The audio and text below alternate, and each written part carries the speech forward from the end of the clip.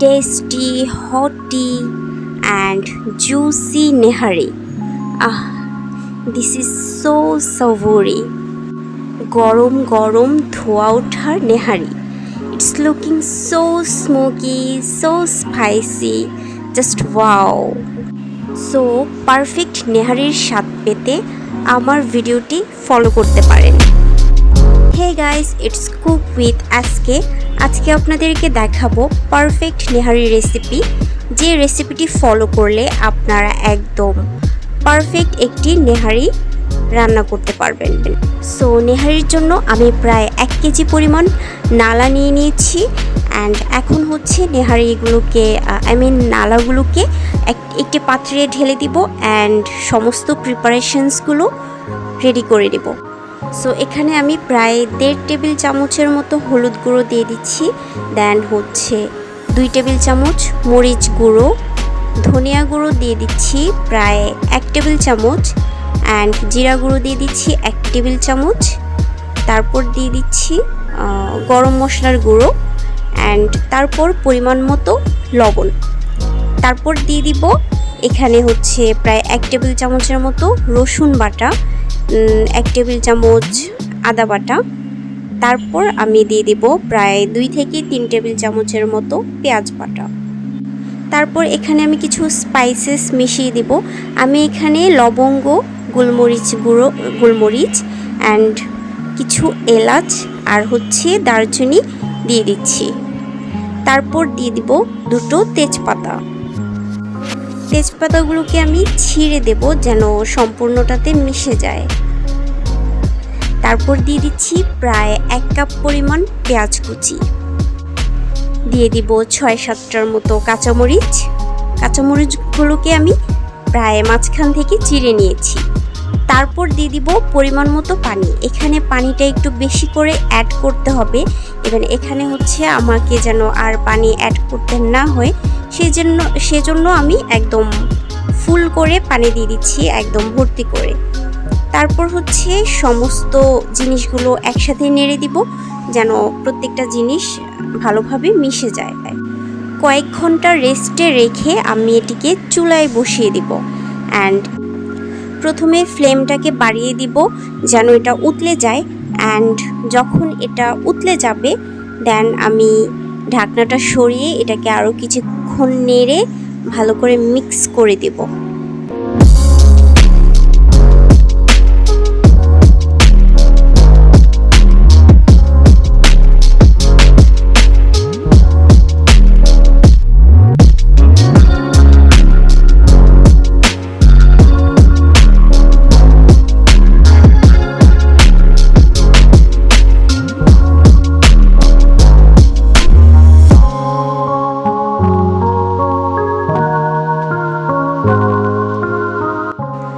ভালোভাবে মিক্স করার পর আমি এটাকে ঢেকে দিব অ্যান্ড ফ্লেমটাকে মিডিয়াম টু লো করে দিব অ্যান্ড আস্তে আস্তে যেন হতে থাকে. সো এটাকে আমি প্রায় 1 থেকে 1.5 ঘন্টা সিদ্ধ করেছি অ্যান্ড সিদ্ধ করার পরে দেখেন এটার আউটলুকটা এমন হয়েছে অ্যান্ড হাড্ডিগুলো হচ্ছে সিদ্ধ হয়ে গেছে আর হচ্ছে সাথে যে মাংস বা চর্বিগুলো ছিল সেগুলো আলাদা হয়ে গেছে. এখন হচ্ছে আমি এটাকে ভাগার দেওয়ার জন্য আমি এখানে কয়েকটি শুকনো মরিচ নিয়ে নিয়েছি. শুকনো মরিচগুলোকে ভালোভাবে নেড়ে চেড়ে একটু ভেজে নিতে হবে. তারপর দিয়ে দিব রসুন কুচি. আমি এখানে প্রায় 1টার মতো রসুন কেটে দিয়েছি অ্যান্ড 2-3টা পেঁয়াজ কেটে দিয়েছি. পেঁয়াজ, রসুন আর শুকনো মরিচটাকে একটু ভালোভাবে ভেজে নিতে হবে যতক্ষণ পর্যন্ত না ঘ্রাণ বের হচ্ছে.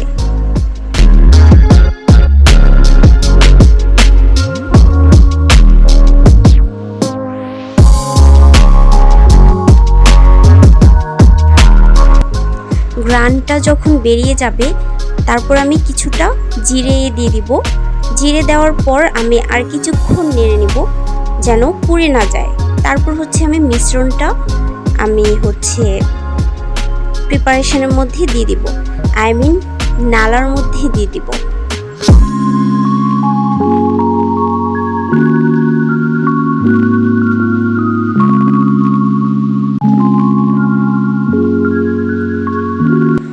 নেহারির টেস্টটাকে একটু দ্বিগুণ করার জন্য আমি এখানে ব্যবহার করছি কিছুটা পাঁচফোড়নের গুঁড়া আর হচ্ছে একটু টেস্টিং সল্ট। এই দুটোর মিশ্রণে নালাটা আরও বেশি টেস্টি হয়ে যাবে অ্যান্ড খেতেও অনেক মজা লাগবে।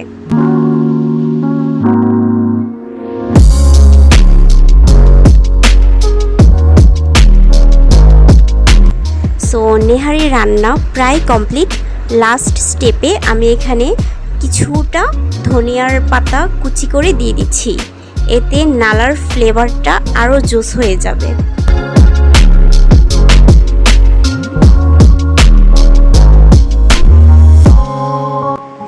কিছুক্ষণ নেড়ে চেড়ে আমি এটাকে আবারও ঢাকনা দিয়ে দিব অ্যান্ড 1 মিনিট পরেই আমি সেটাকে চুলা থেকে নামিয়ে ফেলবো।